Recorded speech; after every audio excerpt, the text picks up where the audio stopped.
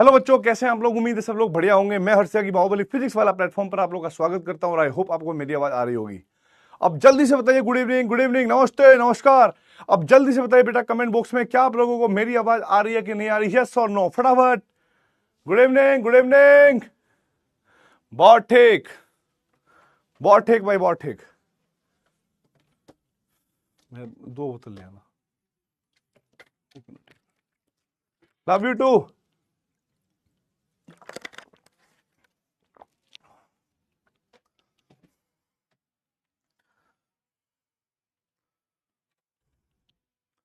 बहुत बढ़िया बेटा, बहुत बढ़िया। सभी को मेरी आवाज आ रही होगी। और कल की क्लास में मैंने आपको एक नया टॉपिक स्टार्ट करवाया था जिसका नाम था चालकता। और आपको यह भी याद होगा, मैंने कल आपको विशिष्ट चालकता तक पढ़ा दिया था। आज मुझे अगला पार्ट पढ़ाना है और साथ ही साथ बेटा आज मुझे क्वेश्चंस भी कराने हैं। अगर ये वाला पार्ट खत्म होता है तो ठीक है। नहीं कुछ नहीं, बस ठीक है भाई।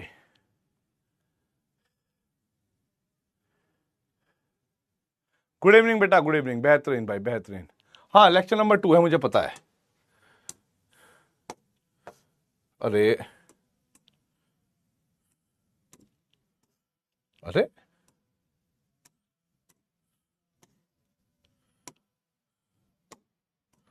लेक्चर नंबर 2 है बेटा।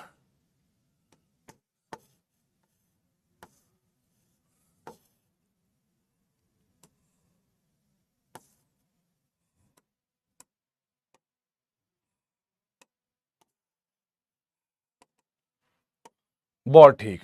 देखिए, आज मुझे पढ़ानी है बेटा मोलर चालकता। क्या पढ़ानी है मुझे? मोलर चालकता। कल की क्लास में मैंने आपको क्या बताया था बेटा? कल की क्लास में मैंने आपको बताया था विशिष्ट चालकता के बारे में। आज मैं बताऊंगा आपको मोलर चालकता। ठीक है। मोलर चालकता में क्या होता है कि जो पदार्थ होता है ना बेटा, पदार्थ, एक मिनट देना यार।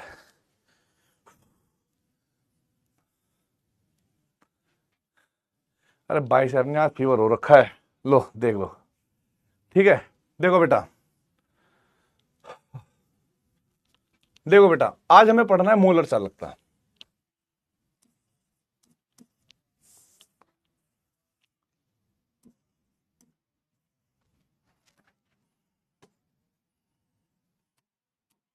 क्या बात करेंगे बेटा हम? मोलर चालकता। और मोलर चालकता को हम रिप्रेजेंट करते हैं लैम्डा एम से, या फिर और कई बार आप लोग इसको ऐसे भी दिखोगे, लैम्डा एम ऐसे करके। या तो इसको ऐसे रिप्रेजेंट करेंगे बेटा, या इसको ऐसे रिप्रेजेंट करेंगे। अब ये जो मोलर चालकता है ना बेटा, इसको थोड़ा इसकी परिभाषा समझनी है और विशिष्ट चालकता में इसका संबंध पढ़ना है। अगर हमने इसका विशिष्ट चालकता में संबंध पढ़ लिया और बेटा मोलर चालकता समझ ली, तो समझ लेना हमारे आधे से ज्यादा प्रॉब्लम यहीं पर सॉल्व हो गई। ठीक है।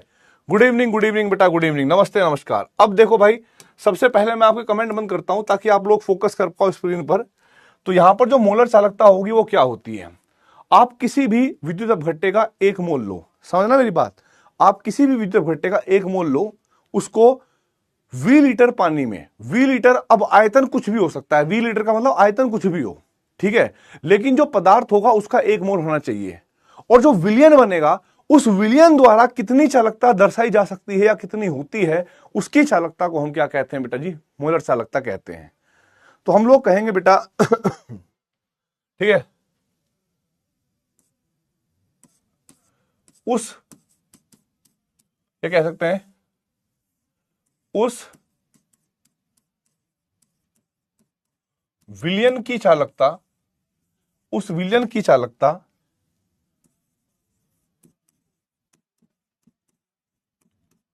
जिसमें जिसमें विद्युत अपघट्य का एक मोल, विद्युत अपघट्य का एक मोल, एक मोल वी लीटर आयतन में घुला हो, एक मोल वी लीटर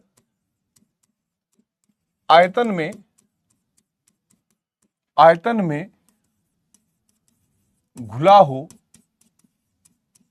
ठीक है, मोलर चालकता कहलाती है, मोलर चालकता कहलाती है, मोलर चालकता कहलाती है। ठीक है जी। इसे लैम्डा एम से प्रदर्शित करते हैं, से प्रदर्शित करते हैं। ठीक है बेटा, ये तो हो गई इसकी परिभाषा कि विद्युत अपघट्य का एक मोल हो चाहे विलयन का आयतन कितना ही लो, उससे फर्क नहीं पड़ेगा। अब जो इंपॉर्टेंट बात है वो क्या है कि सर जी मोलर चालकता का जो सूत्र होगा वो कैसे होगा, उसको डिराइव कैसे करेंगे। तो देखो बेटा, अगर मान लो मेरे पास कोई भी विद्युत अपघट्य दे रखा है, समझना यहां पर बेटा, विद्युत अपघट्य का एक विलयन दे रखा है, ठीक है, और उस विलयन के अंदर जो भी विद्युत अपघट्य घोला होगा, हमें नहीं पता कि उसकी चालकता कितनी होगी बेटा, मतलब उसके अंदर उसकी सांद्रता कितनी होगी। हमने क्या मान लिया बेटा कि यहां पर विद्युत अपघट्य के एम मोलर चालकता है। एम मोलर मतलब इसकी मोलैरिटी एम है। अब हमें क्या निकालना है बेटा, मोलर चालकता का संबंध निकालना है।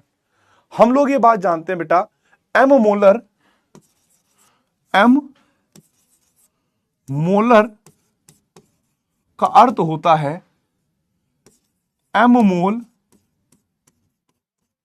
प्रति लीटर, अर्थात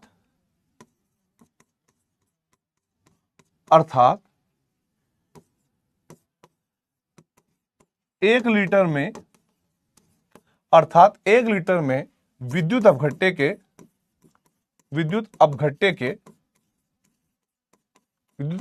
के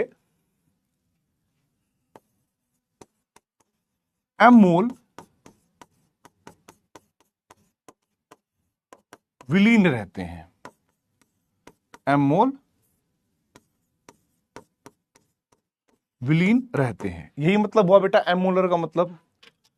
भाई एम मोलर का तो मतलब यही हुआ कि एम मोल प्रति लीटर, अर्थात 1 लीटर में विद्युत अपघट्य के एम मोल विलीन रहते हैं। अब इसका मतलब समझना बेटा, जब हमारे पास 1 विलियन में 1 लीटर है, ठीक है, 1 विलियन में 1 लीटर आयतन ले रखा हो और उसके अंदर मोलैरिटी कितनी दे रखी होगी, एम, तो बेटा एम मोल मान लेंगे। तो हम यहां पर यह बात कहेंगे कि बेटा जब 1 लीटर में एम मोल घुले होंगे, ठीक है, तो हम ये कह सकते हैं बेटा एम मोल विद्युत अपघट्य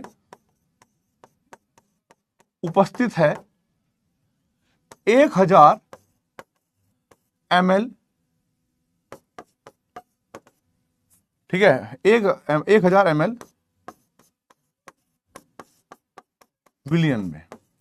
सबसे पहले अब मुझे बताइए, क्या आप लोग इसका मतलब समझ में आया कि अगर किसी विलियन की मोलरता m दे रखी है तो उसका मतलब है m मोलर, अर्थात m मोल प्रति लीटर, अर्थात 1 लीटर में विद्युत अपघट्य के m मोल विलीन रहते हैं। या हम ये भी कह सकते हैं कि m मोल विद्युत अपघट्य कह लो या 1000 ml विलियन कह लो, बात एक ही होगी, बात एक ही होगी। तो भाई जब आप यहां तक इस बात को समझेंगे, अभी सुनना, नोट करने का समय मिलेगा, आपको यह पता लग गया कि विलियन का 1000 ml या 1 लीटर मान लो या फिर m मोल मान लो, बात एक ही होगी। हम लोग जानते हैं बेटा 1 ml विलियन की जो चालकता होती है, 1 ml, ठीक है, विद्युत अपघट्य की चालकता आपको पढ़ाया गया था कापा होती है। विशिष्ट चालकता का फॉर्मूला बेटा यही होता है कि 1 ml विद्युत अपघट्य के विलयन की चालकता को कापा कहते हैं, तो ये विशिष्ट चालकता होगी बेटा। तो आप सोचो 1000 ml, ठीक है, 1000 ml विद्युत अपघट्य, 1000 ml विद्युत अपघट्य की चालकता कितनी होगी बेटा, आप कहोगे 1000 कापा होगी। सर जी कितनी होगी बेटा, 1000 कापा, क्योंकि अगर 1 ml की 1 कापा है तो 1000 ml की 1000 कापा होगी। तो यहां पर आप समझिएगा 1000 ml विद्युत अपघट्य विलयन की चालकता, ठीक है, 1000 विद्युत अपघट्य की, रुक जाओ,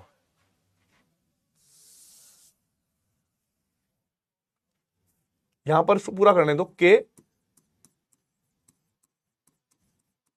विलयन की चालकता, क्योंकि विलयन शब्द छूट रहा था बेटा, है ना, बराबर होती है कापा, तो हम कहेंगे 1000 ml विद्युत अपघट्य के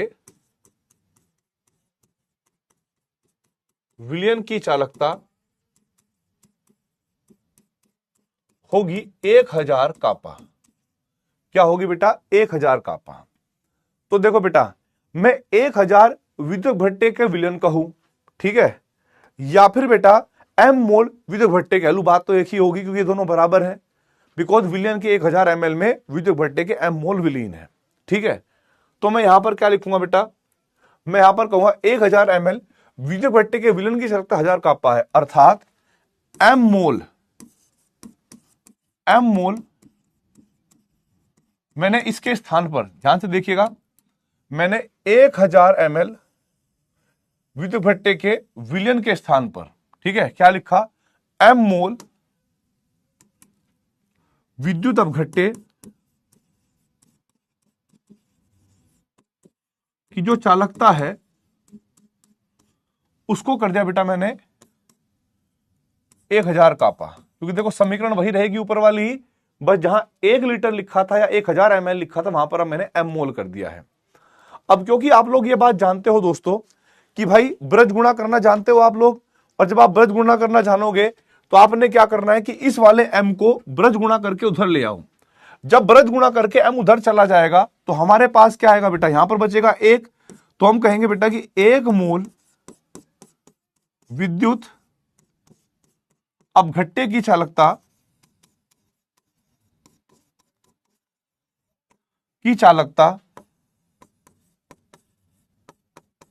हो जाएगी 1000 कापा बटे एम, राइट। और बेटा आप समझिएगा 1 मोल विद्युत अपघट्य की चालकता को हम क्या कहते हैं बेटा जी? मोलर चालकता। तो इसके स्थान पर हम क्या लिखेंगे बेटा? लैम्डा एम बराबर 1000 कापा बटे एम। ये हमारे पास क्या आ गया बेटा? फॉर्मूला आ गया मोलर चालकता का। वापस समझिए बेटा डेफिनेशन से कि मोलर चालकता का मतलब ही है 1 मोल विद्युत अपघट्य की चालकता, चाहे वो कितने भी आयतन में घुला, उससे मतलब नहीं है। तो इन्होंने कहा ये उस विलयन की चालकता जिसमें विद्युत अपघट्य का 1 मोल वी लीटर आयतन में घुला हो, मोलर चालकता कहलाती है। इसे लैम्डा एम से प्रदर्शित करते हैं। फिर मैंने कहा कि अगर मेरे पास कोई अननोन विलयन है जिसकी चालकता एम दे रखी है, तो बेटा हम यहां पर कहेंगे एम का अर्थ होता है एम मोलर। एम मोलर का मतलब होता है एम मोल प्रति लीटर, अर्थात विद्युत अपघट्य के एम मोल 1000 ml पानी में घुले होंगे या फिर 1 लीटर पानी में घुले होंगे। तो यहां पर मैंने बोला क्या भाई? एम मोल विद्युत अपघट्य कह लो या 1000 विलयन कह लो, कि वो एक दूसरे में घुले रहते हैं, तो बेटा वो बराबर बात हुई। फिर हम ये बात जानते हैं, कल की क्लास में मैंने आपको विशेष चालकता पढ़ाया था बेटा, और ये बोला था कि भाई किसी भी विलयन के 1 ml की जो चालकता होती है उसको हम विशेष चालकता कहते हैं। देखो याद होगा आपको। तो हमने कहा कि भाई 1 ml विद्युत अपघट्य के विलयन की चालकता को हम कापा कहते हैं। सोचो 1000 ml हम लेंगे तो 1000 ml विद्युत अपघट्य के विलयन की चालकता क्या होगी बेटा? 1000 कापा होगी कि नहीं होगी? और दोस्तों 1000 ml विद्युत अपघट्य के विलयन कह लो या सिर्फ एम मोल विद्युत अपघट्य कह लो, बात एक ही, क्योंकि 1000 ml में एम मोल घुले हैं, पीछे मैंने बताया था। तो मैंने कहा बेटा एम मोल विद्युत अपघट्य की जो चालकता है वो 1000 कापा के बराबर आ गई। तो बेटा जब एम की ब्रजगुणा इधर करी तो हमारे पास 1000 कापा बटे एम हो गया। यहां पर आया 1 मोल विद्युत अपघट्य की चालकता। अब आप सोचिए 1 मोल विद्युत अपघट्य की चालकता क्या कहलाती है? मोलर चालकता। तो उसके स्थान पर हमने क्या रख दिया बेटा? लैम्डा एम, 1000 कापा बटे एम। ये फॉर्मूला आ गया हमारे पास, ठीक है भाई।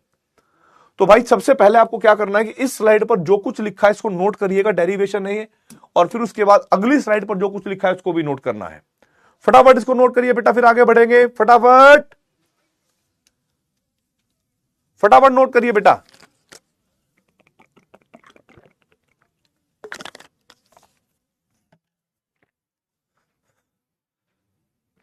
नोट करिए बेटा, नोट करिए। आएगा बेटा, आएगा आएगा, दोबारा समझाऊंगा, टेंशन ना लो। ओके, हाँ इजी है, लेकिन फिर भी बहुत सारे बच्चों को लगेगा कि टफ है, ठीक है। स्क्रीन हैंग नहीं है बेटा, स्क्रीन ठीक है, स्क्रीन हैंग नहीं है, स्क्रीन ठीक है। डन। अगली स्लाइड पर जो कुछ लिखा है बेटा इसको नोट करिएगा। अगली स्लाइड पर बहुत ठीक, बहुत बढ़िया बेटा। अरे मेरा चश्मा बेटा खो गया एक्चुअल में, आ जाएगा, बनना दिया है शायद 1-2 दिन में, ठीक हो। पता नहीं बेटा, शायद तबीयत खराब होगी, अभी फैल रही है कुछ, मेरे को भी फीवर हो रखा है।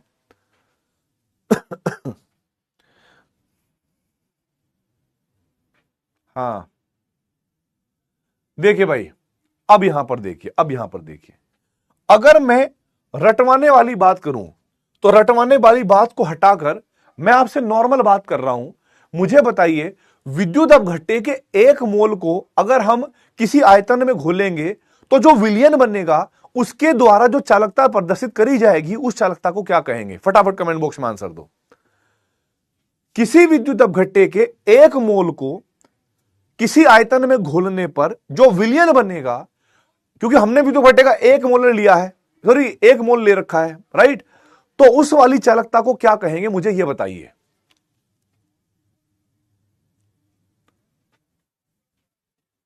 देख रहा हूं बेटा डाउट, इसके बाद देख रहा हूं, पहले मेरी डेफिनेशन का आंसर दो। उसको कहेंगे मोलर चालकता।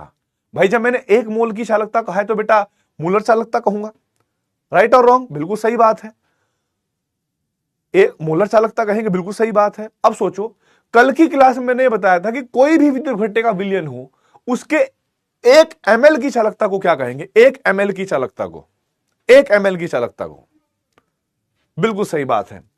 तो मैंने जो आज टॉपिक पढ़ाया बेटा, क्योंकि मैं दोबारा से पढ़ा रहा हूं उसी पार्ट को, और बेटा आपके डाउट हैंगे तो डाउट में क्या होगा, सर एपीजे अपघट्य क्या है? अपघट्य बेटा जी वो स्पीशीज होते हैं जो आयनों में टूट जाते हैं, जैसे HCl हो गया, NaOH हो गया, एसिटिक एसिड हो गया, H2SO4 हो गया। कोई भी ऐसा यौगिक जो आयनों में टूट जाता हो उसको हम अपघट्य कहते हैं, विद्युत अपघट्य कहते हैं, ठीक है। इन्होंने कहा समझ नहीं आ रहा बेटा, वेरी थैंक यू। उसके बाद सर जी कापा का मतलब क्या है? बेटा कल की क्लास में कापा का अर्थ था विशिष्ट चालकता, आप शायद एक ही दिन में भूल गए होंगे, ठीक है। विशिष्ट चालकता कहते हैं बेटा इसको। विद्युत अपघट्य क्या है बेटा? विद्युत अपघट्य वो पदार्थ है जो आयनों में टूट जाता है, ठीक है। ये डाउट क्लियर हो गया। उसके बाद सर आज जो डीपीपी सॉल्व करने के लिए देते हैं उसमें क्वेश्चन शो नहीं करता बेटा, आज शायद आपको डीपीपी मिली नहीं होगी, कल आपको डीपीपी मिलेगी नेक्स्ट क्लास में, ठीक है। क्योंकि मैं हमेशा डीपीपी तब देता हूं जब कोई एक टॉपिक खत्म हो जाए, ठीक है। और अभी कल तो टॉपिक खत्म हुआ नहीं था। सर मोलर चालकता का क्या काम होता है? बेटा अभी बताऊंगा, बैटरी बनाने में काम आती है मोलर चालकता है, ठीक है। अब देखो आगे, करंट नापने में गुरुजी सब कुछ क्लियर है। मैंने कहा थैंक यू भाई, ये भी क्लियर हो गया डाउट। सर कापा टेम्परेचर से किस प्रकार रिलेटेड है? बेटा ये तो मैंने अभी पढ़ाया ही नहीं बेटा, टेम्परेचर से किस प्रकार रिलेटेड है अभी मैं बताऊंगा, उसके बाद आपको पता लगेगी, गारंटी पता लगेगी, 100% पता लगेगी। ये टेंशन लेने की जरूरत नहीं है आपको। आएगा ये पार्ट कि चालकता को प्रभावित करने वाले कारक, इससे अगला पार्ट आएगा, ठीक है। फिर वी लीटर वैल्यू, मतलब वी का मतलब होता है अननोन, आयतन कुछ भी हो, 1 लीटर 2 लीटर 10 लीटर कुछ भी हो, अननोन। आपके पास विद्युत अपघट्य का 1 मोल होना चाहिए, बस बात खत्म, ठीक है। अब देखो बेटा, सर बहुत कम समझ आया, बेटा पूरा समझ में आएगा, टेंशन ना लो आप, दोबारा करवा रहा हूं। हेलो कैसे हो सभी? सभी तो बेटा सारे बढ़िया है, ठीक है। सर चाहे जितना वॉल्यूम हो, हां कितना भी हो बेटा, कोई दिक्कत नहीं है, 2044 ले लो, कुछ नहीं। सर चालकता K/X होता है बेटा, वो चालकता होता है, एक विशिष्ट चालकता होता है, एक मोलर चालकता होता है, समझो अलग अलग प्रकार का नाम है। जैसे तुम एक लड़के हो, है ना, लेकिन तुम बहुत बढ़िया लड़के हो, अच्छा तुम बेकार लड़के हो, अच्छा तुम स्कूल में पढ़ने वाले लड़के हो, अच्छा तुम क्रिकेट खेलने वाले लड़के हो, तो लड़के तो अलग अलग प्रकार हो सकते हैं कि नहीं हो सकते? इसी प्रकार चालकता होती है K/X, मानता हूं वो सिर्फ चालकता होती है, विशिष्ट चालकता अलग चीज होती है, मोलर चालकता अलग चीज होती है, ग्राम तुल्यांक चालकता अलग होती है, जो मैं भी आगे पढ़ाऊंगा, राइट। अब देखो वापस से यहां पर दोबारा से कमेंट बंद, सेम डेरिवेशन दोबारा से बता रहा हूं बेटा, कोई दिक्कत वाली बात नहीं है। आप बोलोगे यार जितनी बार बोलोगे मैं क्लियर करूंगा। यहां पर मेरे पास क्या है बेटा, टॉपिक था हमारे पास मोलर चालकता, जिसको हम इंग्लिश में क्या कहते हैं बेटा, मोलर कंडक्टेंस। क्या बोलते हैं इसका? Molar conductance. इसके नाम से ही पता लग रहा है, इसके नाम से ही पता लग रहा है कि बेटा 1 मोल मतलब 1 मोल होगा, 1 मोल की चालकता को कहते होंगे। जब परिभाषा की बात आएगी दोस्तों, ठीक है, तो हम कहेंगे 1 मोल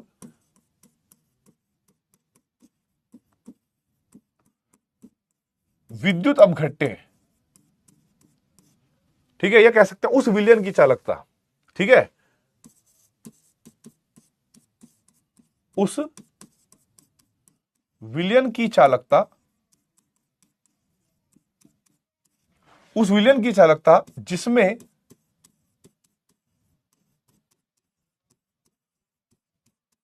विद्युत अपघट्य,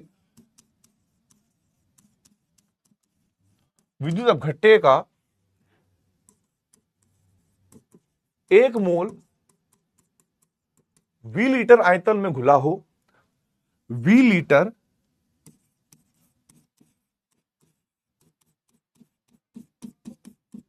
आयतन में घुला हो, मोलर चालकता, मोलर चालकता कहलाती है, मोलर चालकता कहलाती है। इतना तो मैंने बता दिया बेटा कि भाई 1 मोल होना चाहिए। इसे लैम्डा एम या ऐसे लैम्डा एम, ठीक है, से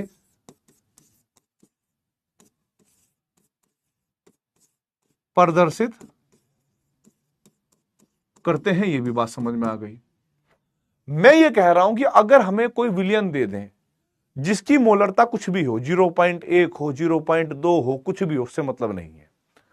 मैंने क्या कहा बेटा कि मेरे पास एक ऐसा विलयन है जिसकी मोलरता m मोलर दे रखी है। क्या दे रखी है बेटा इसकी मोलरता? इस विलयन की m मोलर, ये इसकी चालकता है, इसकी मोलरता है, ठीक है भाई। तो m मोलर का अर्थ क्या होगा थोड़ा समझेंगे हम लोग। हम जानते हैं, प्रथम हमने उसमें भी पढ़ा था बेटा जी, सॉल्यूशन नाम के चैप्टर में, मोलरता को। m मोलर का अर्थ होता है विद्युत अपघट्य। अब आप सोचेंगे सर विद्युत अपघट्य क्या होता है, तो मैंने इसका डाउट 1-2 बार बताया भी है, दोबारा बता रहा हूं। वो पदार्थ जो आयनों में टूटते हैं उनको हम विद्युत अपघट्य कहते हैं बेटा, और उनके जलीय विलयन से विद्युत प्रवाह हो सकती है, इसीलिए विद्युत अपघट्य कहते हैं। क्योंकि जब आयनों में बेटा वो टूटेंगे तो विलयन के अंदर आवेश आ जाएगा, और जब आवेश एक जगह से दूसरी जगह तक चलेगा तो बेटा वहां पर आवेश का प्रवाह होगा। और आप लोग जानते हैं आवेश प्रवाह की दर को ही विद्युत धारा कहते हैं, अर्थात उस विलयन में विद्युत धारा प्रवाहित होने लगेगी।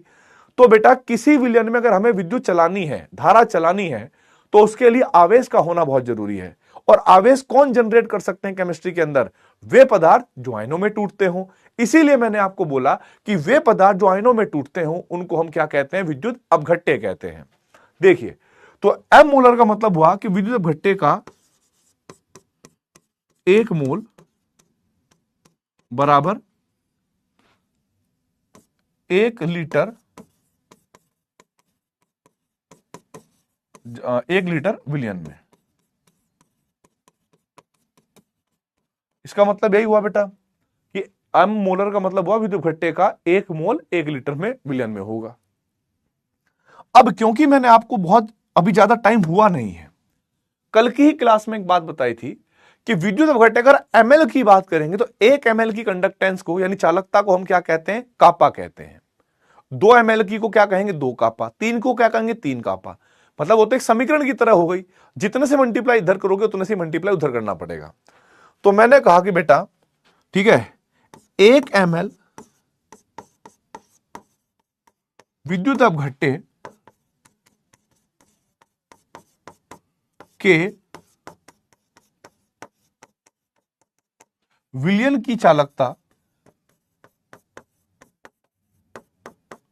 बराबर होती है बेटा कापा। अब तो समझ में आ गया। और ये गणित की समीकरण की तरह भांति व्यवहार कर रही है। अगर मैं इस समीकरण को 1000 से इधर मल्टीप्लाई करूं तो 1000 से मुझे उधर मल्टीप्लाई करना पड़ेगा। तो मैंने कहा बेटा 1000 ml विद्युत अपघट्य, 1000 ml विद्युत अपघट्य के विलयन की चालकता बराबर हो जाएगी 1000 कापा। ठीक है, अब विलयन का 1000 ml ले लो, है ना। विलियन का 1000 ml ले लो, क्योंकि 1000 ml में बेटा m मोल घुले होंगे, या फिर कह लो विद्युत अपघट्य के m मोल की चालकता इतनी है। तो मैंने कहा भाई विद्युत अपघट्य के m मोल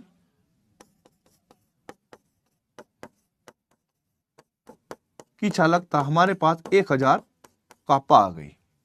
अब इस समीकरण में यदि ये m ब्रज गुणा करके उधर चला जाए 1000 कापा बटे m हो जाएगा, और जहां से ये हटेगा वहां पर क्या आ जाएगा 1।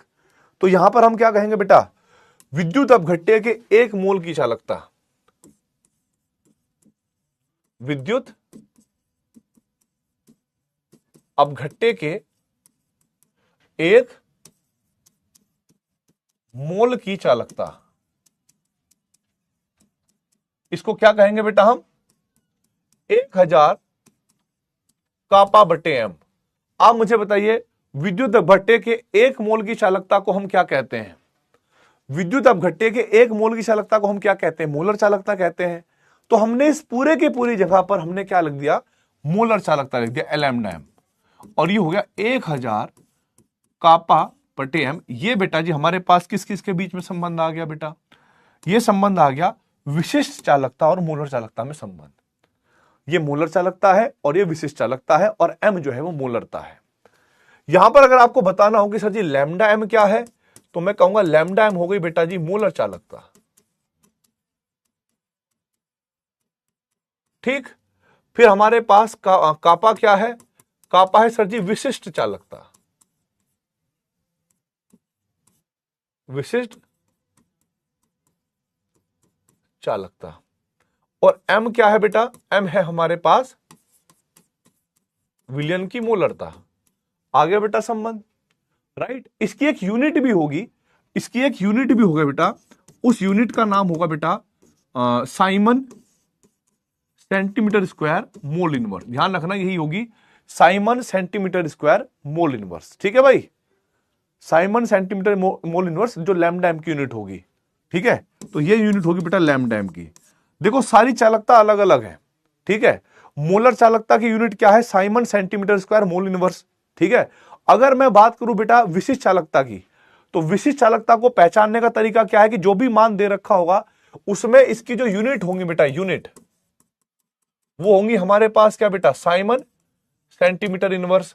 और आपको याद होगा एक सिर्फ खाली चालकता बोला था, उसकी यूनिट होती थी बेटा प्रति ओम, महो या फिर साइमन। समझ में आ गई कि नहीं आ गई। तो 3 चालकताएं अलग अलग प्रकार के नाम से हैं, हर का अपना अपना महत्व है, और बेटा अब अपनी अपनी परिभाषा है, और इनके बीच में हमें जो है एक तरीके संबंध बताने होते हैं। ठीक है, तो अब मुझे बताओ बेटा, जिन जिन का डाउट था, जिनको समझ नहीं आया था, मैंने उनको दोबारा समझाया, और दोबारा समझने के बाद आपका ये क्लियर हुआ कि नहीं हुआ। अगर आप लोगों का बेटा जी क्लियर हो गया हो तो कमेंट बॉक्स में फटाफट आग लगा दीजिए, फटाफट कमेंट बॉक्स में बेटा फायर का साइन आ जाए, फायर का साइन।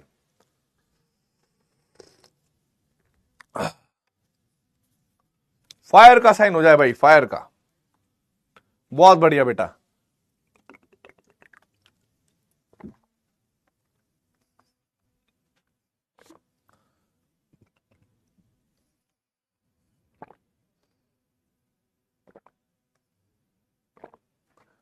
यूनिट बिल्कुल सही है बेटा, यूनिट बिल्कुल सही है। बहुत बेहतरीन भाई, बहुत बेहतरीन। और भाई ये भी मैंने कर दिया यहां पर, ये भी मैंने बेटा बात कर दी, बहुत सही बात, बहुत बढ़िया भाई, बहुत बढ़िया, ये भी क्लियर हो गया। अब जैसे मैंने आपको मोलर चालकता करवाई, अभी एक और आएगी हमारे पास तुल्यांक की चालकता। क्या होगी, तुल्यांक की चालकता। एक और चालकता आएगी बेटा, वो होगी तुल्यांक की चालकता। तो जरा देखिए भाई, तुल्यांक की चालकता क्या होती है। ठीक है, ठीक है, एक होती है हमारे पास तुल्यांक की चालकता।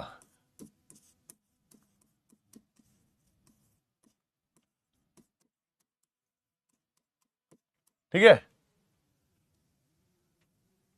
तुल्यांक की चालकता, इसको हम रिप्रेजेंट करेंगे बेटा लैम्डा EQ से, या ऐसे बना देंगे, ऐसा बना होगा वहां पर EQ लिखा होगा ऐसे करके।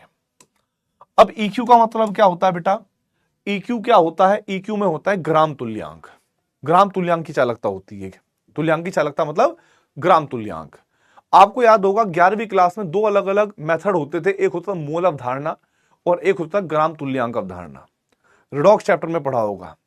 ग्राम तुल्यांक क्या होता था बेटा जी? कि किसी भी पदार्थ का भार बटे तुल्यांक की भार, है ना। जैसे मोल क्या होता है? भार बटे अनुभार। वैसे बेटा ग्राम तुल्यांक क्या होते हैं? भार बटे तुल्यांक की भार। आपको पता होगा मोल अवधारणा में जो सांद्रता होती है वो होती है मोलरता, और बेटा जो ग्राम तुल्यांक में सांद्रता होती है वो होती है नॉर्मलता। वो क्या होती है? नॉर्मलता होती है। अब इसकी भी परिभाषा है, इसका भी डेरिवेशन है। और फिर बाद में जैसे अभी आप लोगों ने क्या करा, मोलर चालकता और विशिष्ट चालकता में संबंध बताया, आगे बेटा आपको फिर ग्राम तुल्यांक चालकता और बेटा विशिष्ट चालकता में संबंध बताना होगा और डेरिवेशन करना होगा। अब सबसे पहले जब मैं परिभाषा की बात करूंगा तो मैं कहूंगा बेटा उस विलयन की चालकता, उस विलयन की चालकता जिसमें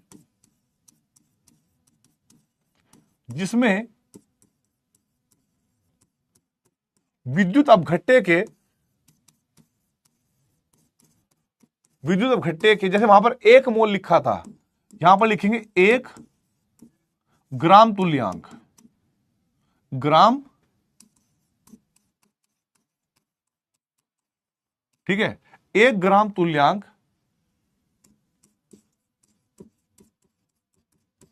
विलयन के वी लीटर का मतलब है कि आयतन कुछ भी, उससे फर्क नहीं पड़ता, लेकिन पदार्थ का 1 ग्राम तुल्यांक होना चाहिए। ठीक है, 1 ग्राम तुल्यांक विलयन के वी लीटर में विलीन हो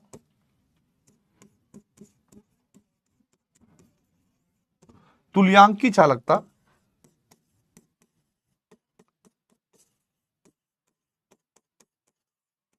कहलाती है। ठीक है, इसे लैम्डा EQ या SQ से प्रदर्शित करते हैं। ठीक है, अब बात यह है बेटा कि अगर मान लो कोई विलयन है, हमारे पास कोई विलयन है बेटा, ठीक है, हमारे पास कोई विलयन आ गया। अब उस विलयन के बारे में मैं एक बात बताना चाहूंगा आपको। उस विलयन में जो भी हमारे पास विलयन होगा, जरूरी थोड़े है कि उसकी जो सांद्रता है वो सिर्फ मोलरता में दे रखी हो, उसकी जो सांद्रता है वो नॉर्मलता में भी दे सकती है। तो हम कहेंगे बेटा एन नॉर्मल, जैसे एम मोलर था, एन नॉर्मल। तो इसका मतलब क्या हुआ बेटा? एन नॉर्मल का मतलब क्या होता है? एन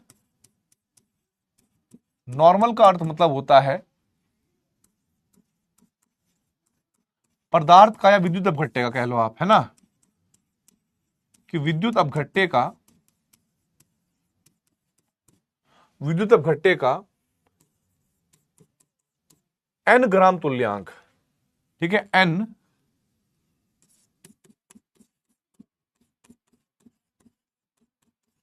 चूंकि होती है तो ग्राम तुल्यांक प्रति लीटर, जैसे मोलरता होती है मोल प्रति लीटर, तो ये होती है ग्राम तुल्यांक प्रति लीटर। तो नॉर्मल का मतलब होता है ग्राम तुल्यांक प्रति लीटर। तो हमने कहा कि विद्युत अपघट्य का एन ग्राम तुल्यांक विलयन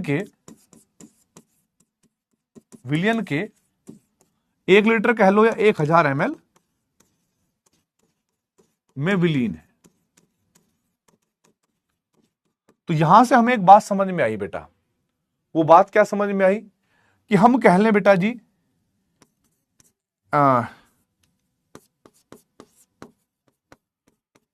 विद्युत अपघट्य के एन ग्राम तुल्यांक, एम ग्राम तुल्यांक, विद्युत अपघट्य के एन ग्राम तुल्यांक, या कह लें बेटा हम विलयन का 1000 ml, विलयन का 1000 ml, बात एक ही होगी, क्योंकि उसके एन ग्राम तुल्यांक 1000 ml में ही विलीन है। क्लियर हुई यहां तक बात? अब इसके बाद क्या है, इसके बाद हमारे पास वही रिलेशन चलेगा कि भाई विलियन के 1 ml की जो चालकता है वो क्या होगी, तो हम कहेंगे बेटा विद्युत अपघट्य, विद्युत अपघट्य या कह सकते हैं 1 ml विद्युत अपघट्य के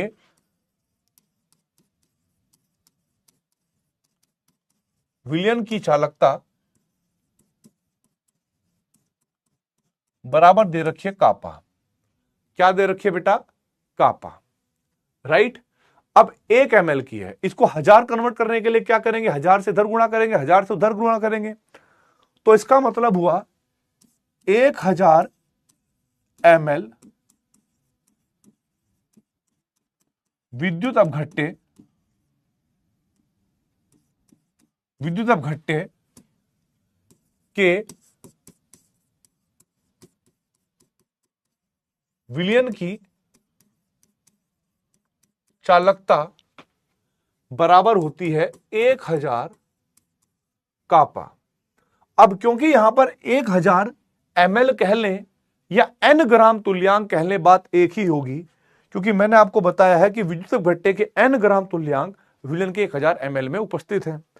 तो हम कहेंगे बेटा इसके स्थान पर विद्युत, इधर वाले के स्थान पर चेंज कर दिया हमने, तो विद्युत अपघट्य, अपघट्य के n ग्राम तुल्यांक की चालकता बराबर होगी 1000 कापा। सेम। अब हमने क्या करा, इस n को उधर ले गए, जब इस n को उधर ले जाएंगे तो यहां पर क्या बचेगा बेटा, 1 बचेगा। तो हम क्या कहेंगे बेटा, विद्युत अपघट्य के 1 ग्राम तुल्यांक, 1 ग्राम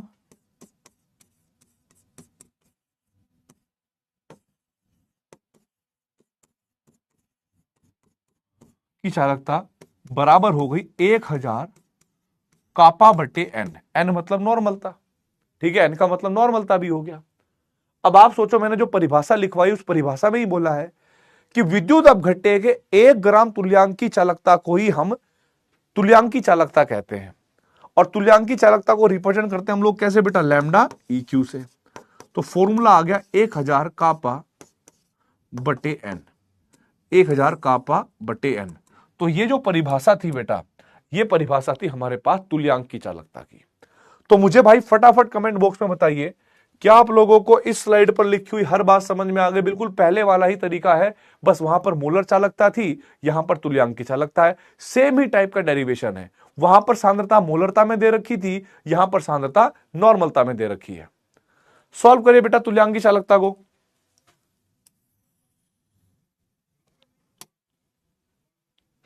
करिए भाई।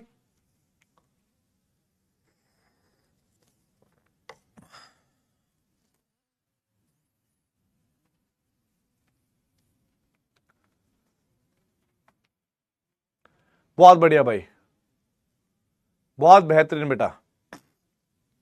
इजी था, डेरिवेशन भी इजी था, बिल्कुल डेरिवेशन इजी था। इधर मैंने परिभाषा लिखी है बेटा, और इधर की साइड से मैंने डेरिवेशन करवाया है, ठीक है। नोट हो गया भाई? और भाई इधर वाला भी नोट करो फटाफट। अरे यार शिट, गिर गई।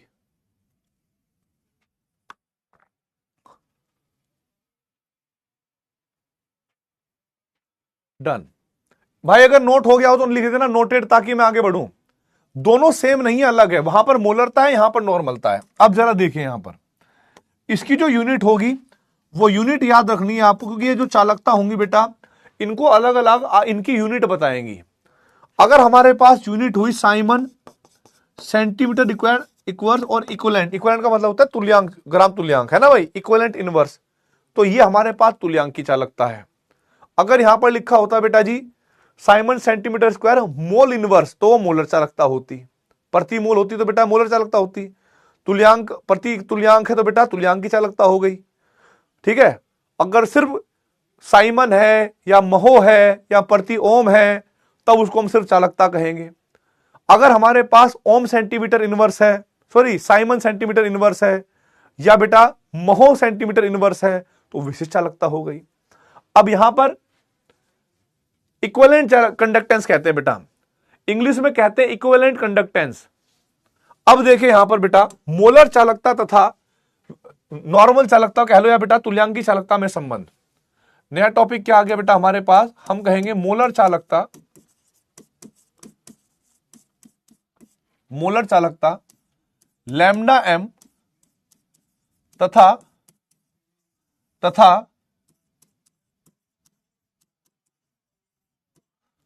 तुल्यांक। 1 मिनट देना बेटा, अरे 1 मिनट आना, तो कोई गेस्ट आएंगे और वहां पे कॉफी गिर गई है इधर इस पे, तो उसको साफ करवा देना। मोलर चालकता लैम्डा एम तथा तुल्यांकी चालकता लैम्डा EQ में संबंध, लैम्डा EQ में संबंध। देखिए बेटा मोलर चालकता तथा लैम्डा EQ में संबंध। आप लोगों को मैं एक बात बताता हूं दोस्तों, आप लोगों को एक बात बताता हूं मैं, हमें पता है कि जो मोलर चालकता है उसका फॉर्मूला क्या है बेटा, 1000 कापा बटे एम, राइट। इसको हमने समीकरण 1 मान लिया। और हमें पता है कि जो तुल्यांकी चालकता है लैम्डा EQ, इसका फॉर्मूला है 1000 कापा बटे एन, इसको हमने समीकरण 2 मान लिया। तो यहां पर मैंने कहा कि भाई समीकरण 1 को समीकरण 2 से भाग करने पर आप पाओगे लैम्डा एम बटे लैम्डा EQ बराबर 1000 कापा बटे एम, 1000 कापा बटे एन। तो आप देखोगे दोस्तों 1000 कापा से 1000 कापा कट गया, ये एन ऊपर चला जाएगा। तो यहां पर हमारे पास क्या होगा बेटा, यहां पर हमारे पास आएगा लैम्डा एम बटे लैम्डा EQ बराबर नॉर्मलता बटे मोलरता। और आप लोग जानते होंगे, आप लोगों ने मोल अवधारणा भी पढ़ा है, विलियन चैप्टर भी पढ़ा है कि नॉर्मलता और मोलरता का संबंध होता है एन फैक्टर। नॉर्मलता और मोलरता का अनुपात क्या कहलाता है बेटा, एन फैक्टर। तो हमारे पास जो लैम्डा एम होगा, हमारे पास जो लैम्डा एम होगा और लैम्डा EQ ये बराबर हो गया हमारे पास एन फैक्टर के बराबर। क्या हो गया बेटा हमारे पास, एन फैक्टर के बराबर। आई होप आपको यहां तक इतनी बात समझ में आ गई होगी बेटा, यस और नो। आई होप आपको समझ में आ गई होगी इस इनके बीच का संबंध। क्या यहां तक क्लियर हो गया, हम आगे बढ़ सकते हैं दोस्तों? क्या यहां तक क्लियर हो गया, आगे बढ़ सकते हैं क्या? नोट करिएगा प्यार से, कोई दिक्कत नहीं है।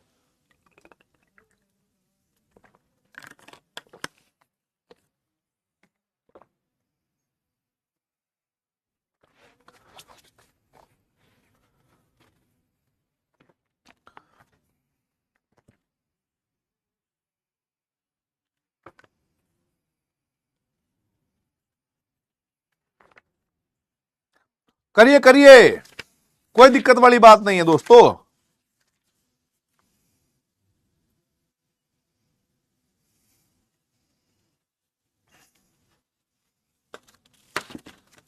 करेंगे क्वेश्चन अभी। हां, अब आया होगा एक नया डाउट, एन फैक्टर कैसे निकलता है। अब आया होगा एन फैक्टर क्या है सर जी, ये एन फैक्टर हम कैसे निकालेंगे। देखिए जब कोई रिडॉक्स अभिक्रिया होगी तो उसका मैं तरीका बताऊंगा आपको एन फैक्टर कैसे निकालना है, ठीक है। लेकिन अगर कोई विलयन अम्ल का है, कोई विलयन बेटा क्षार का है, या कोई विलयन लवण का है, उसका एन फैक्टर कैसे निकालेंगे वो मैं बता देता हूं अभी, ठीक है। तो यहां पर मैं बता रहा हूं बेटा, अम्ल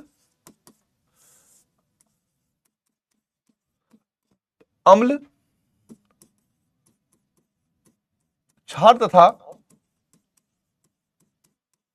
लवणों के एन फैक्टर, ठीक है। अगर इनके विलयन होंगे तो तो जब पहला पॉइंट होगा हमारे पास अम्लों का, तो हम कहेंगे बेटा कोई अम्ल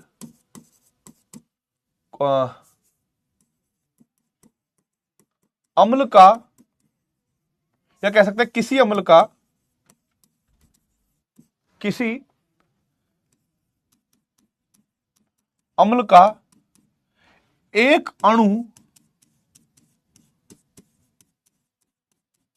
जितने H+ दे सकता है,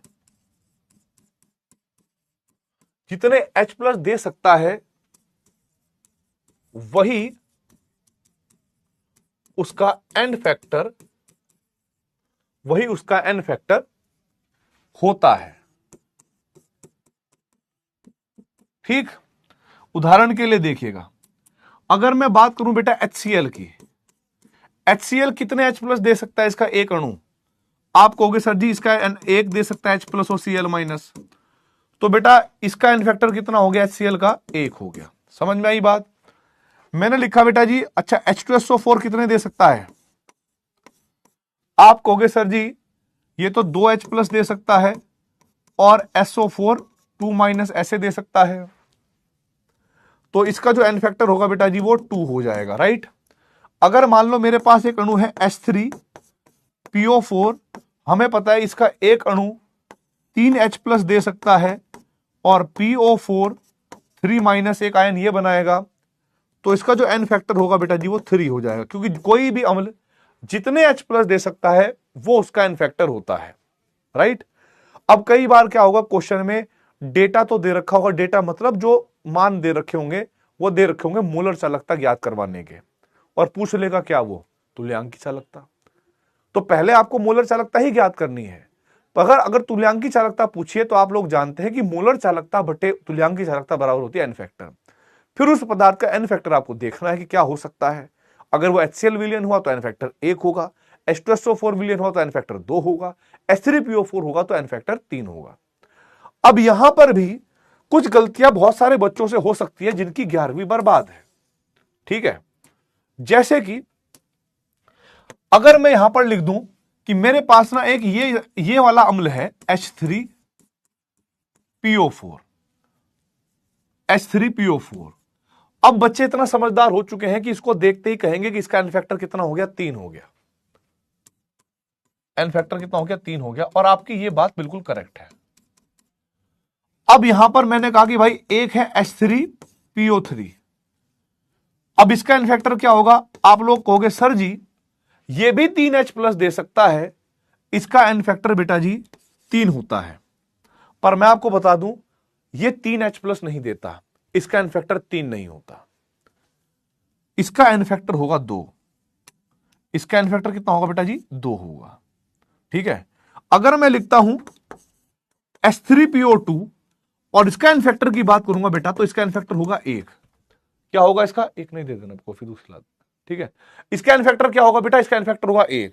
ओ तेरे की सर जी यहां तक एन फैक्टर समझ में आ गया था? हाँ, यहां तक एन फैक्टर समझ में आ गया था मुझे, पर सर इसमें एन फैक्टर 2 कैसे होगा, इसमें एन फैक्टर 1 कैसे होगा, यह समझ नहीं आया सर, बिल्कुल समझ नहीं आया। और मैं मानता हूं आपको समझ में नहीं आया होगा, मान के चल रहा हूं, लेकिन सर कुछ तरीका तो बताओ, ऐसे तो याद करना पड़ेगा क्या? मैंने कहा नहीं, याद करना नहीं है, तरीका समझना है। ये होते ऑक्सो लवण। ऑक्सो लवण आप लोगों ने पढ़े होंगे इनऑर्गेनिक केमिस्ट्री में, या केमिकल बॉन्डिंग करके एक चैप्टर आता है 11वीं क्लास का, इसको हिंदी में कहते हैं रासायनिक बंधन। वहां पर आपको स्ट्रक्चर बनाने आते होंगे, ठीक है। तो ऑक्सो एसिड बेटा वो होते हैं जिनमें ऑक्सीजन भी हो और जो H+ दे सकते हो। क्या बोला मैंने? जिनमें ऑक्सीजन भी हो और जो H+ भी दे सकते हो। देखिए बेटा यहां पर सिंपल ही बात समझना। सर जी फिर इसका 2 कैसे प्रूफ होगा, 1 कैसे प्रूफ होगा, यह समझ नहीं आया।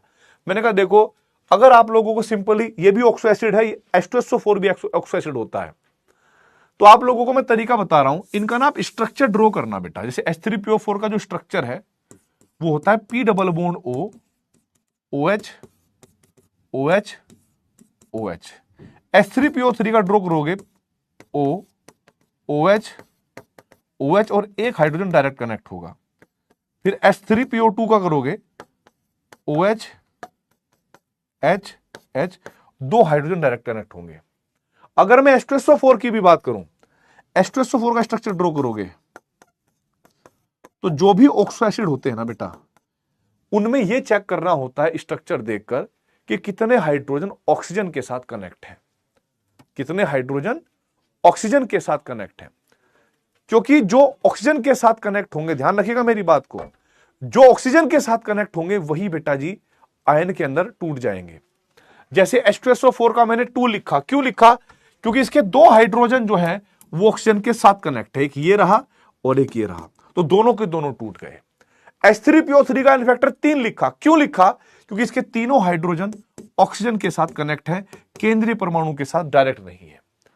H3PO3 में यहां देखकर लग रहा है कि 3H+ देगा, पर 3H+ देगा नहीं। क्यों? क्योंकि इसका जो वास्तविक स्ट्रक्चर है उसमें बेटा जी ऑक्सीजन के साथ दो ही हाइड्रोजन कनेक्ट है, एक हाइड्रोजन तो बेटा जी केंद्रीय परमाणु के साथ जुड़ा हुआ है, वो नहीं टूट सकता।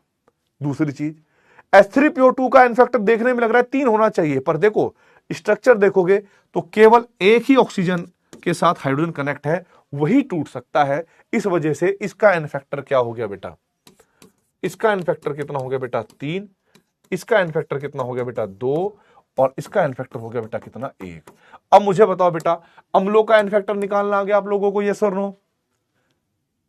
अब मुझे बताओ, अम्लों का एन फैक्टर निकालना आ गया आपको। एन फैक्टर एक संख्या है, बस आपको सिंपली निकालना है। और बता भी दिया मैंने कि किसी अम्ल का एक अणु जितने H+ दे सकता है वही उसका एन फैक्टर है, बात खत्म। एकदम क्रिस्टल क्लियर होना चाहिए, ठीक है, एकदम क्रिस्टल क्लियर होना चाहिए।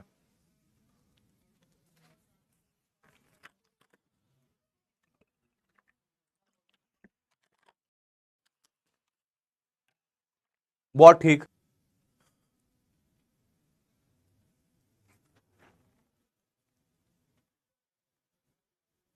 बहुत बढ़िया। स्ट्रक्चर तो बेटा 11वीं में पढ़ाए जाते हैं।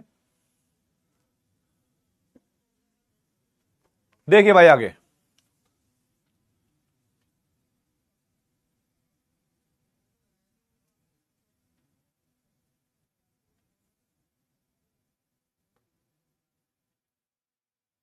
अब देखो आगे। सर 11 में पढ़ा है, वेरी गुड, 11 में पढ़ा है, वेरी गुड। सर जी जेई के लिए डेरिवेशन बनाना चाहिए या फॉर्मूला याद रखना है? प्लीज फॉर्मूले से काम बन जाएगा बेटा, ठीक है। आगे देखते हैं, आगे है क्षार का एन फैक्टर कैसे कैलकुलेट करें। क्षार का एन फैक्टर, अगर मान लो क्षार का एन फैक्टर निकालना हो तो हम लिखेंगे बेटा, किसी क्षार का एक अणु जितने OH माइनस आयन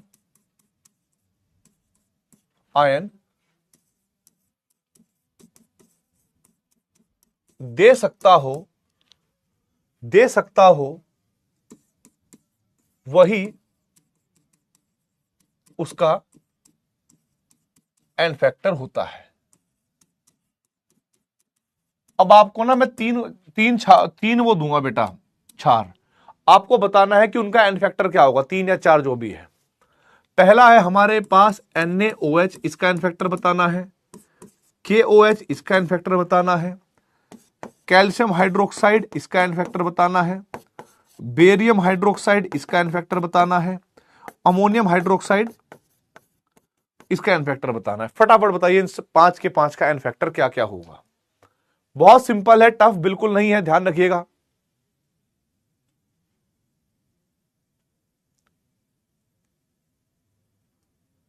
बोलो भाई।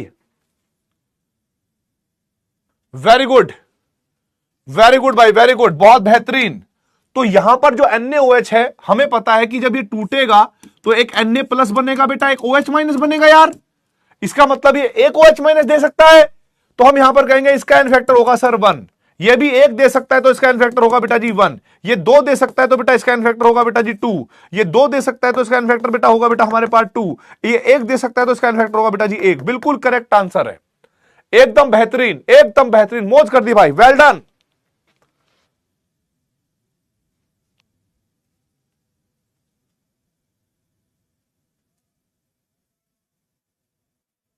बहुत बढ़िया भाई, बहुत बेहतरीन भाई, वेल डन बेटा, वेल डन।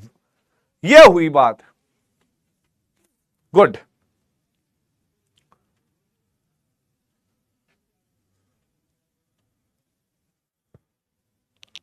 बहुत बढ़िया बेटा। अब आपका मन कर रहा होगा सर जी हम लवणों का एन फैक्टर कैसे कैलकुलेट करेंगे? क्या बोला मैंने? लवणों का एन फैक्टर कैसे कैलकुलेट करेंगे?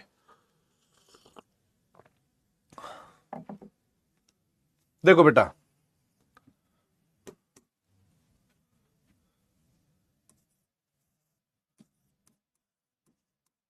लवणों का एन फैक्टर ज्ञात करना कैसे तरीका होगा? ज्ञात करना लवणों का एन फैक्टर कैसे ज्ञात करना है? देखिए बेटा, सबसे पहले बात होगी, ठीक है, सबसे पहले बात होगी हमारे पास इसकी, कि ध्यान रखना बेटा, किसी लवण के एक अणु में, एक अणु में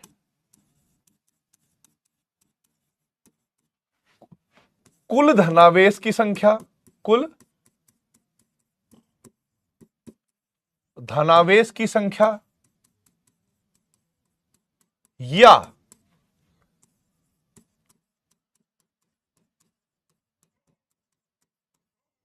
कुल ऋणावेश की संख्या, कुल ऋणावेश की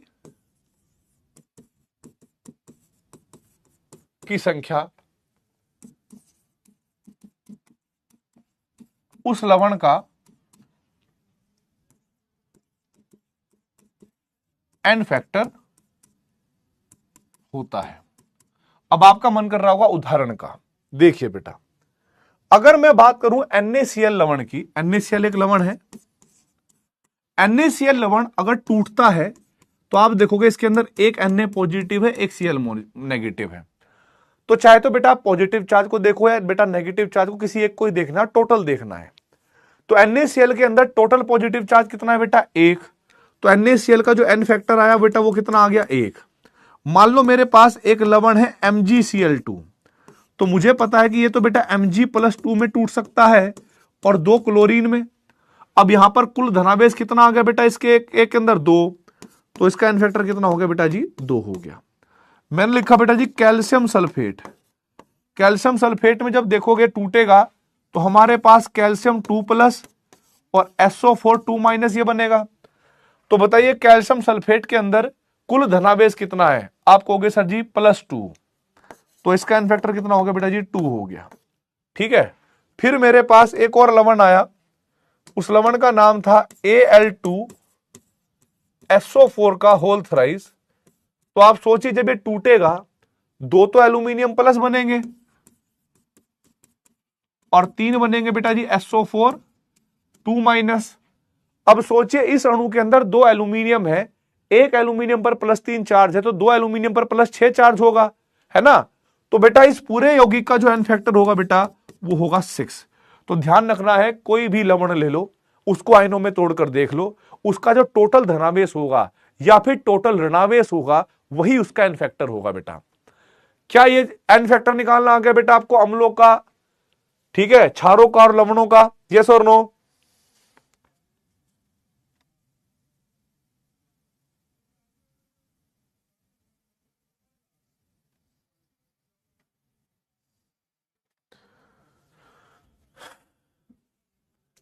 डन। अब मुझे बताइए बेटा, अब मुझे एक बात बताओ बेटा, आप लोगों को अब चालकता को प्रभावित करने वाले कारक पढ़ने हैं या जो पढ़ा है उसके ऊपर न्यूमेरिकल करने हैं? बोलो भाई। तो यहां पर जो हमारे पास अगला पड़ाव पड़ रहा है वो आ रहा है कि चलो भाई आपको थोड़े बहुत क्वेश्चन करवाए जाएं, ठीक है, एक दो क्वेश्चन करवा देता हूं मैं।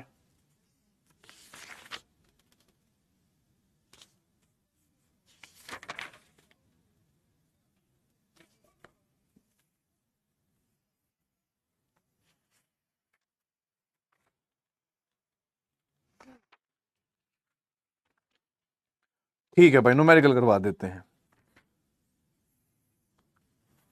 देखिए भाई, पहला क्वेश्चन आपके सामने है। इन्होंने कहा है पहला, और भाई मॉड्यूल का क्वेश्चन है, ध्यान रखना, कर लेना अगर मॉड्यूल है, नहीं तो फिर ले लेना मॉड्यूल। 0.1 मोलर नाइट्रिक अम्ल, 0.1 मोलर नाइट्रिक अम्ल,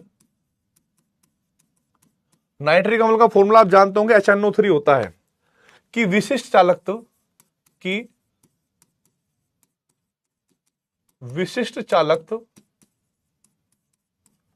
चालकत्व 6.3 गुणा 10 की घात -2 ओम इनवर्स सेंटीमीटर इनवर्स है। ठीक है, विलयन की मोलर चालकता क्या होगी? विलयन की मोलर चालकता क्या होगी, ये क्वेश्चन है। विकल्प एक दे रखा है बेटा 630। साइमन की जगह पर हम ओम इनवर्स लिख सकते हैं, आपको पता होगा साइमन ओम इनवर्स का ही रिप्रेजेंटेशन होता है।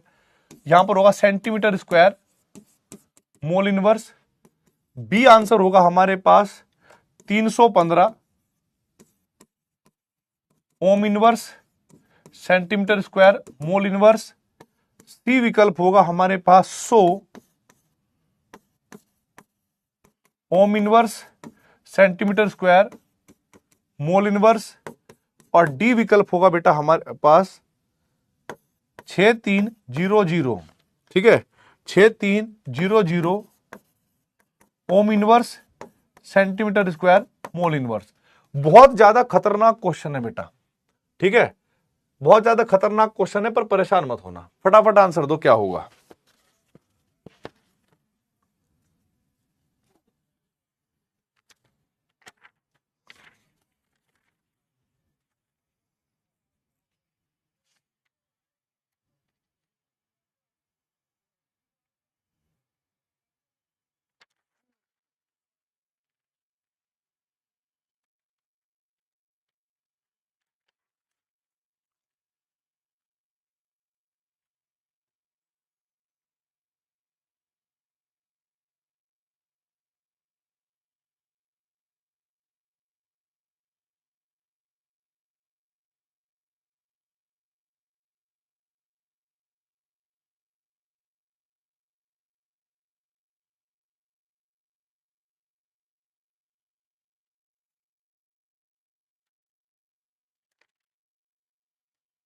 हो गया भाई दोस्तों, हो गया कि नहीं हो गया?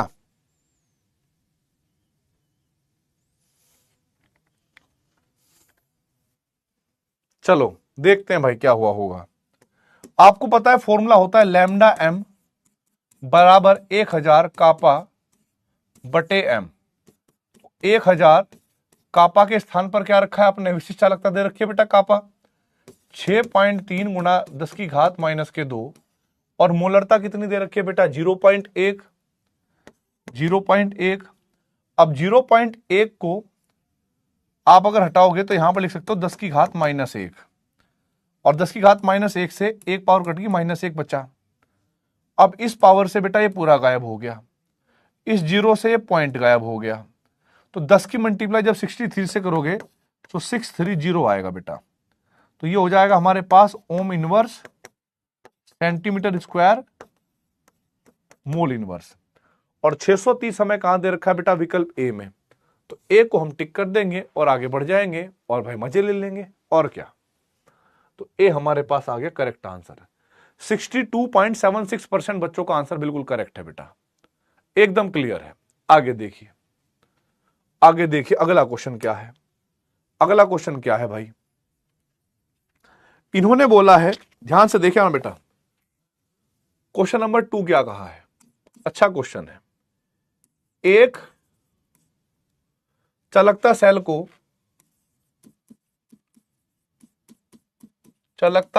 को ठीक है 0.02 मोलर KCl विलयन से भरा गया था, विलयन से भरा गया था, ठीक है, जिसकी विशिष्ट चालकता, जिसकी विशिष्ट चालकता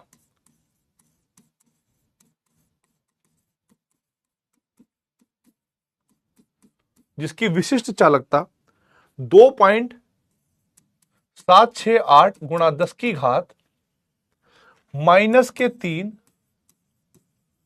ओम इनवर्स सेंटीमीटर इनवर्स है, ठीक है। यदि इसका प्रतिरोध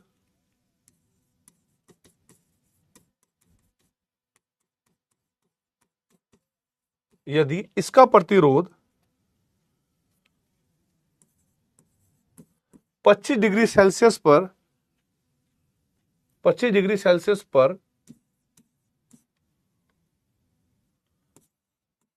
82.4 ओम है, तो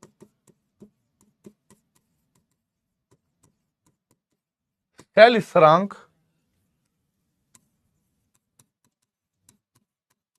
क्या होगा, यह क्वेश्चन पूछा है, ठीक है। यहां पर विकल्प होगा हमारे पास क्या बेटा, यहां पर होगा हमारे पास 0.2182 सेंटीमीटर इनवर्स। बी क्या होता है बेटा, 0.2281 सेंटीमीटर इनवर्स। सी विकल्प है बेटा जी 0.2821 सेंटीमीटर इनवर्स, और डी विकल्प होगा बेटा 0.2381 सेंटीमीटर इनवर्स। ये चार क्वेश्चन ये होंगे भाई हमारे पास, ठीक है, ये चार हो गए बेटा हमारे पास।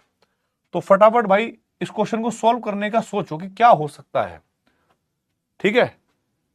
सेल स्थिरांक पूछा है बेटा, सेल स्थिरांक का मान, और तुक्का नहीं मारना है, पहले बता रहा हूं मैं आपको, तुक्का नहीं मारना है बेटा।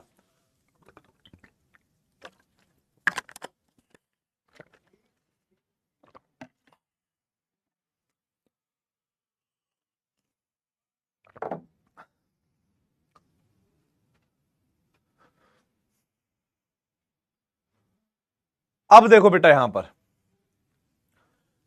हिंट देऊं, आपने एक फॉर्मूला पढ़ा होगा, C बराबर कापा बटे एक्स, पढ़ा है ना, कल ही पढ़ाया था। आप लोग ये भी जानते होंगे बेटा C बराबर होता है 1/r, ठीक है। तो C के स्थान पर आप क्या लिख दोगे, 1/r, ये कापा हो गया और ये x हो गया।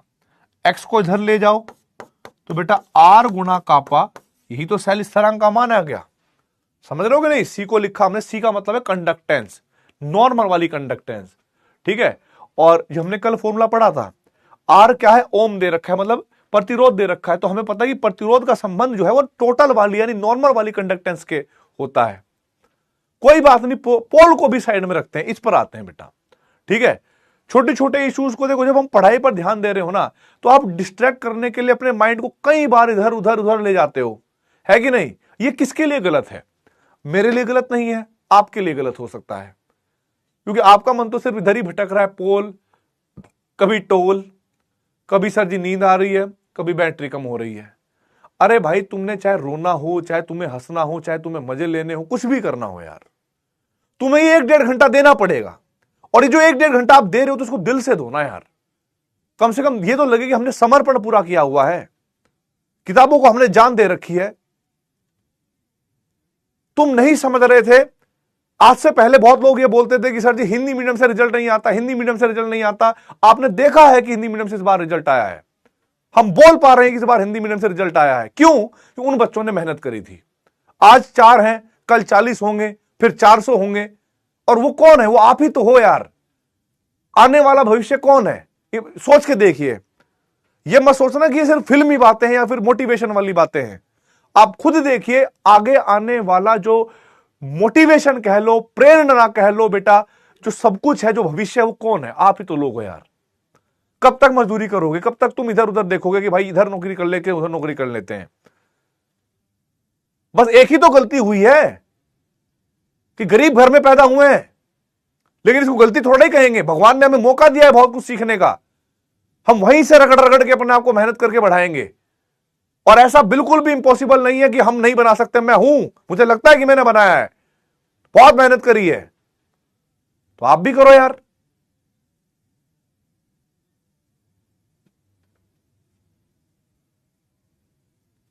अब देखो बेटा, यहां पर आर की वैल्यू दे रखी है बेटा हमारे पास 82.4 और कापा की वैल्यू कितनी दे रखी है बेटा? कापा की वैल्यू दे रखी है 2.768 गुणा 10 की घात -3। इसका 10 की घात का -3 इलाज बाद में करेंगे। कहां गया भाई फोन? ये रहा, ठीक है।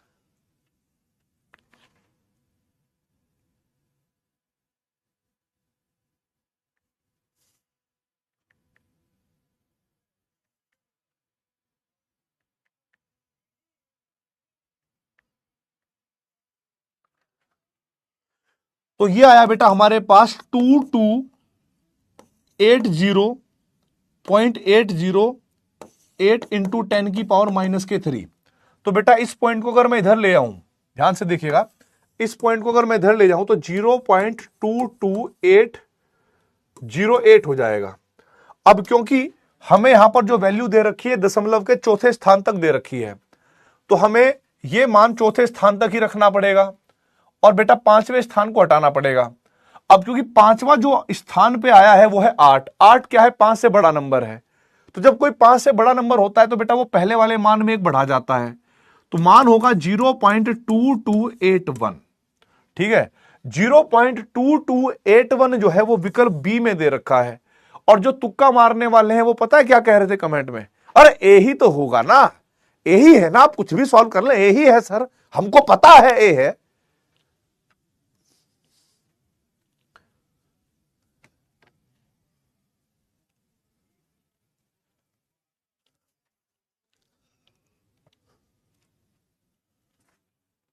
भाई मैं सामने से हट गया, फटाफट नोट करिए इसको।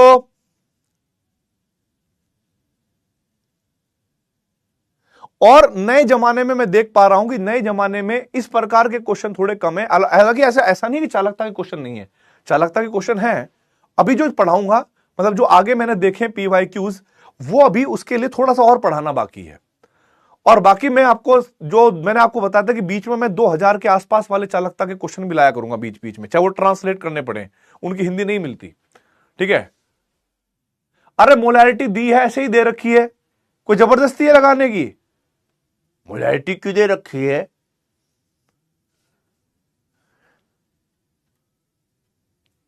बहुत बढ़िया। अब अच्छा, पोल में देना है कि पोल में आंसर आ गया बी, 57.94%। ये देखो, एक सेकंड में आंसर दे दिया इन्होंने। बेटा एक सेकंड में आंसर दे रहे हो तुम, तुम्हारे नाक से पुणा निकल जाए ना, वो तुमसे एक सेकंड में साफ नहीं होता। और यहां आंसर तुम तुक्के मार रहे हो एक सेकंड में। ऐसे क्या बेटा, ऐसे क्या कर रही है? छी छी मत करो वहां बैठ के, लड़के ही नहीं होते जिनके नाक से तुम्हारा भी निकलता है।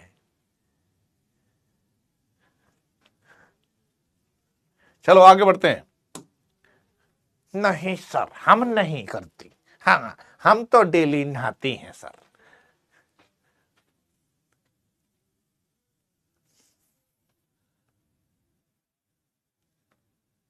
हाँ, एक सेकंड वाले तुक्के मारने वाले हैं। आप लोग अगर देखो घर पे बैठ के पेन चला के आंसर निकाल रहे हो तो अपनी रैंक को यहां पर मत देखो कि यहां पर कौन से नंबर पे आ रहे हो, कोई मतलब नहीं उसका। आपसे क्वेश्चन हो रहा है तो दिल से खुश हो कि you are doing very well, बस बात खत्म, इतनी बात। तुम बहुत अच्छा कर रहे हो, ये अच्छी बात होनी चाहिए।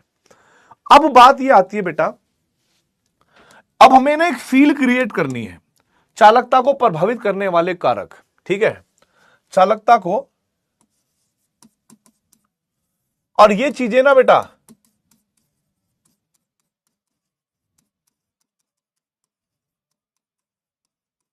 प्रभावित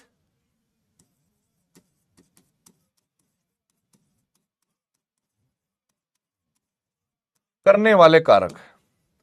आपको लग रहा होगा कि अलग अलग चालकता को अलग अलग तरीके से प्रभावित करती होंगी चीजें, लेकिन समझना, एक होता है वो कॉन्सेप्ट जो हमें पढ़ने हैं, एक होता है कोर कॉन्सेप्ट जो हमें अंदर से दिल में सीखने हैं।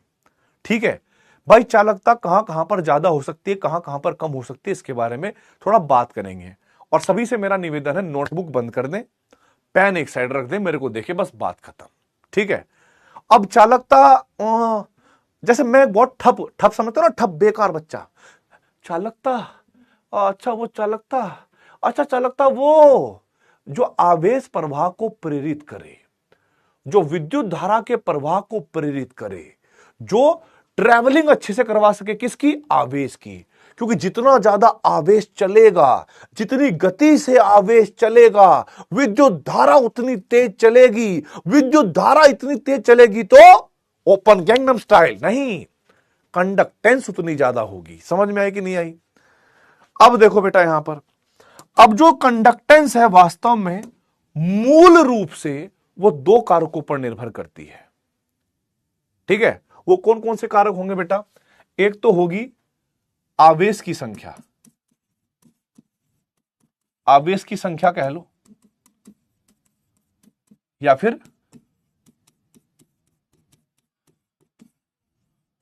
आयनों की संख्या, क्योंकि जितने आयन बढ़ेंगे उतना आवेश बढ़ेगा, क्लियर बात है। और दूसरा होगा हमारे पास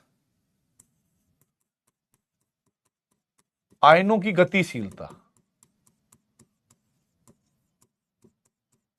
क्योंकि देखो जितना ज्यादा आयन स्पीड से चलेंगे उतना ज्यादा स्पीड से चार्ज चलेगा, आवेश चलेगा, और जितनी स्पीड से आवेश चलेगा बेटा कंडक्टेंस उतनी ज्यादा चलेगी। और हम यहां पर लिखेंगे बेटा चालकता पर प्रभाव, चालकता पर प्रभाव। अभी मैंने ये नहीं कहा बेटा कौन सी चालकता पर प्रभाव, ओवरऑल की बात कर रहा हूं, मूल कॉन्सेप्ट समझना और इसके अलग अलग कॉन्सेप्ट को रिलेट करना।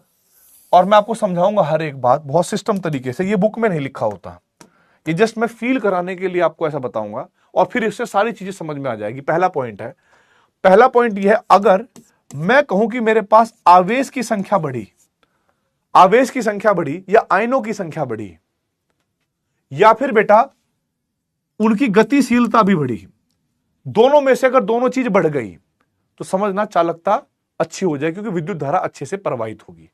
विद्युत धारा अच्छी चलेगी तो बेटा चालकता अच्छी होगी और प्रतिरोध कम होगा, तो हम कहेंगे बेटा चालकता जो है वो इंक्रीज करेगी। पहला पॉइंट समझ में आ गया।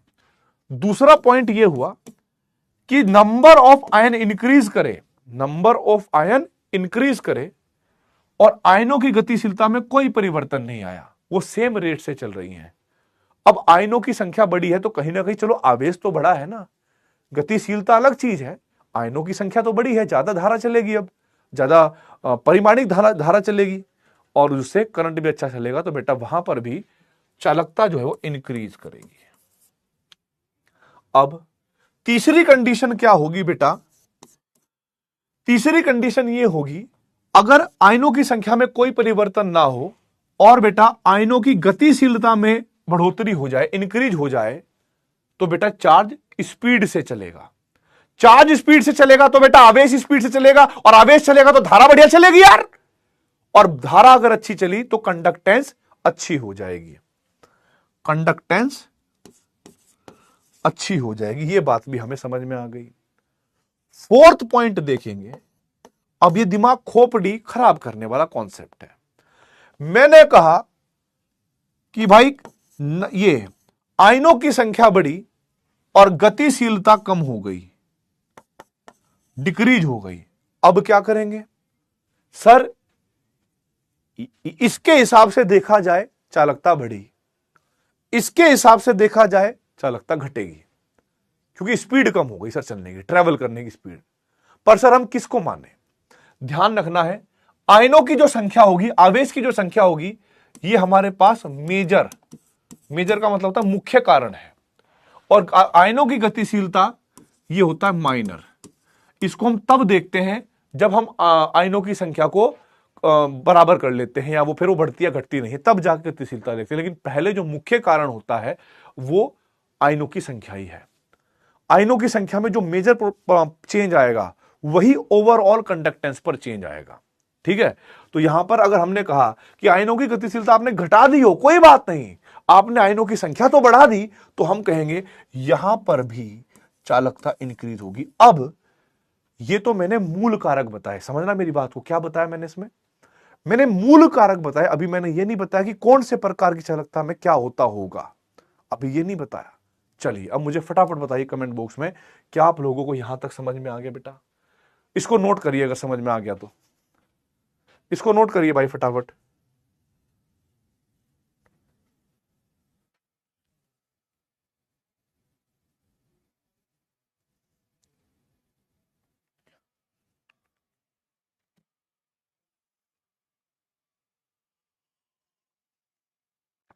अब फिर मैं समझाऊंगा, जो बच्चा वो एक डाउट पूछ रहा था बहुत देर पहले, ताप का प्रभाव आ गया बेटा, मैं वहीं पर अलग अलग चालकताओं पर ताप का प्रभाव।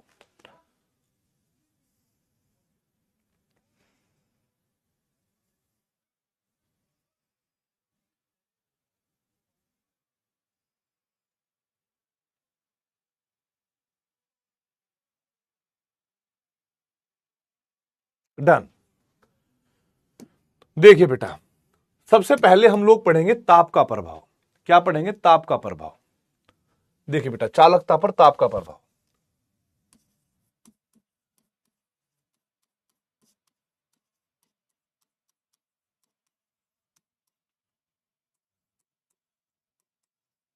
ठीक है,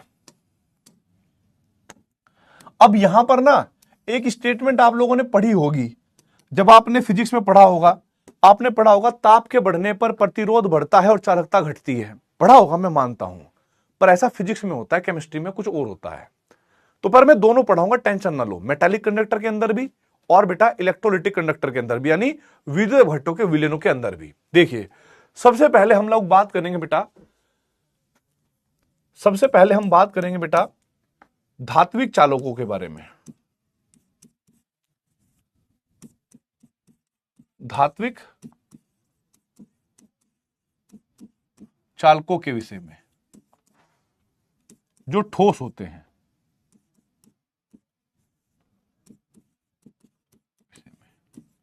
जो ठोस होते हैं। ठीक है, ये वाली बात करनी है हमें। In case of metallic conductor, in case of metallic conductors क्या होता होगा? हम ये बात जानते हैं बेटा, कोई भी तार ले लो जो धातु का तार है, ठीक है, कोई भी तार ले लो जो धातु का तार है, उसमें प्रत्येक धातु के अंदर परमाणु तो होंगे ही बेटा।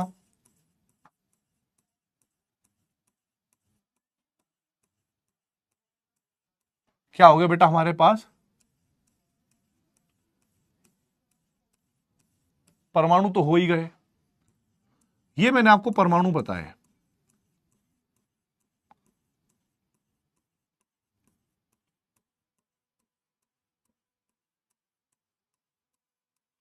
ठीक है, अभी धात्विक चालक है, मान लीजिएगा इलेक्ट्रॉन को क्या करना है बेटा, इसके अंदर से पास होना है, क्योंकि देखो धातु चालक में आवेश जो है वो इलेक्ट्रॉन के माध्यम से चलता है, आयनों के माध्यम से नहीं चलता। आयनों के माध्यम में सिर्फ कहां चलेगा? विद्युत भट्टों के केस में। अब आप सिंपली बात समझिएगा कि जो ठोस पदार्थ होते हैं उनके जो परमाणु है या उनके जो कण है वो स्थानांतरण गति नहीं करते। स्थानांतरण गति का मतलब होता है कि उनके परमाणु या उनके अणु स्थान को परिवर्तित नहीं करते। जैसे यहां पर है तो यहीं पर फिक्स है, यहां से यहां पर, यहां पर, अरे यहां पर टाउं टाउं टाउं ऐसे थोड़े घूम रहे होते, नहीं घूम रहे होते, नहीं बेटा घूम रहे होते। लहरा के बल खा के लहरा के, ना घूमते हैं ऐसे। क्या करते हैं भाई, क्या करते हैं? सिर्फ अपने ही स्थान पर रहकर ऑस्किलेशन मतलब कंपन करते हैं, हिल ही नहीं पाते बेचारे, ठोस ठोस रहते हैं। अब उसमें क्या हो गया, सपोज करिए मैं वो ठोस का कण हूं जो बेटा जी इस तरीके से ऑस्किलेशन कर रहा हूं, यानी वाइब्रेशन कर रहा हूं। अब भाई किसी ने बाहर से तापमान बढ़ाया, मेरे को थोड़ा थोड़ा गरम गरम लगा, और भैया गरम गरम लग गया, चल भैया, तो मैं और बहुत तेजी से कंपन करूंगा, मेरे कंपन करने की गति बढ़ जाएगी, राइट? तो जब ये इलेक्ट्रॉन यहां से गति करता हुआ जा रहा होगा, यहां से गति करता हुआ जा रहा होगा, तो आप लोग समझिएगा ये जो कण होंगे ये ऐसे ऊपर नीचे ऊपर नीचे ऊपर नीचे होंगे, ऊपर नीचे होंगे, और इसके मार्ग को क्या करेंगे बेटा, व्यवधान उत्पन्न करेंगे। क्या करेंगे, व्यवधान उत्पन्न करेंगे। व्यवधान उत्पन्न करने का मतलब है इलेक्ट्रॉन जा रहा है तेरी ऐसे की तरह, तेरी ऐसे की तरह, चल उधर चल, तो इलेक्ट्रॉन को चलने में दिक्कत होगी, और इलेक्ट्रॉन को चलने में दिक्कत होगी बेटा, तो आप समझिए करंट नहीं चलेगा उतने अच्छे से, आवेश का प्रभाव उतना अच्छा नहीं होगा, अर्थात प्रतिरोध बढ़ेगा यार, अर्थात प्रतिरोध बढ़ा, और प्रतिरोध बढ़ा तो बेटा चालकता कम हुई कि नहीं हुई, बोलो यार। तो इधर देखें, इधर हम कहेंगे बेटा धात्विक चालकों में, ध्यान रखना भाई, धात्विक चालकों में ताप के बढ़ाने पर, क्या बोला मैं, ताप के बढ़ाने पर, ठीक है भाई, प्रतिरोध बढ़ता है और चालकता घटती है। तुमको समझ आया कि नहीं, क्लियर बताओ बेटा, यहां तक क्लियर हुआ कि नहीं हुआ, फिर मैं आगे बढ़ रहा हूं भाई, यहां तक क्लियर हुआ कि नहीं हुआ बेटा।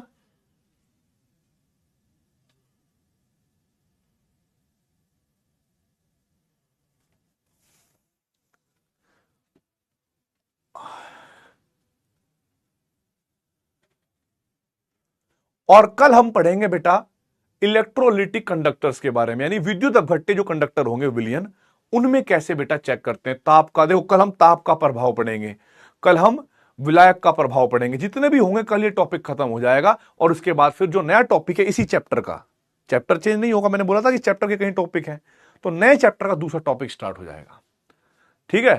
तो नहीं ऐसा नहीं होता, तुमको समझ में आता कि मैं किसकी मिमिक्री कर रहा। तुमने थोर देखा कि वो थोर, अबे थोर मूवी आता कि नहीं, अरे थोर रैग्नारोक में देखा कि नहीं, उधर जो पत्थर मानुस होता ना, पत्थर मानुस जो थोर का दोस्त बनता, वो जो स्टोन मैन होता, वो ऐसे बात करता जैसे मैं करता इधर।